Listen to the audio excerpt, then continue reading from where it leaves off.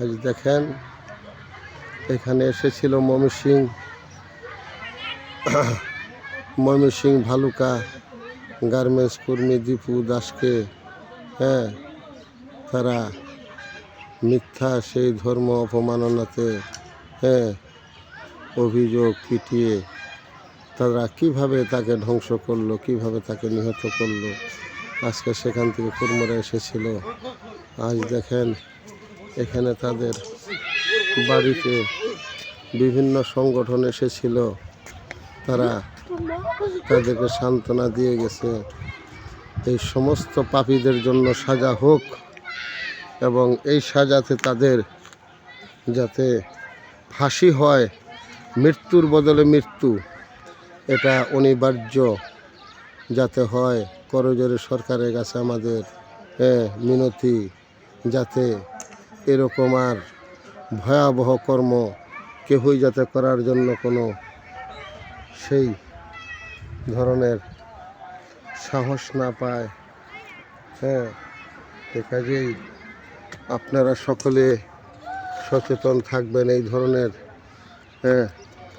হানাদারকে আমরা এই পৃথিবীর মাটিতে তাদেরকে আমরা চিহ্নিত করে যাতে তাদেরকে পূর্ণ শাস্তি দেওয়ার আমরা মানববন্ধন করেছি।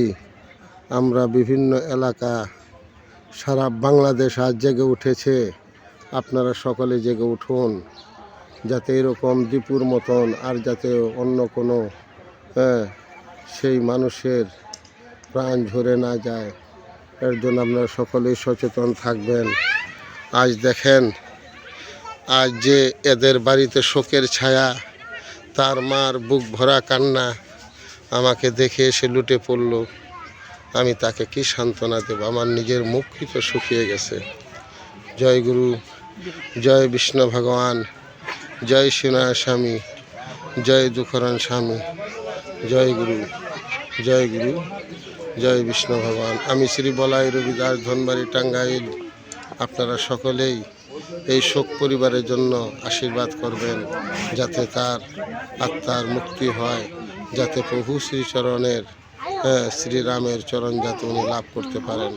জয় গুরু, জয় বিষ্ণু ভগবান, জয় সোনার স্বামী, জয় দুঃখরান স্বামী, জয় গুরু,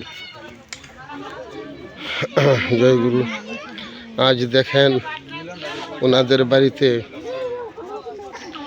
যে এসেছি, এই হলো তাদের বাড়ির পরিবারের লোকজন। জয় গুরু, জয় বিষ্ণু ভগবান, জয় সোনার স্বামী, জয় দুঃখরান স্বামী, বন্দেগী সাহেব সে।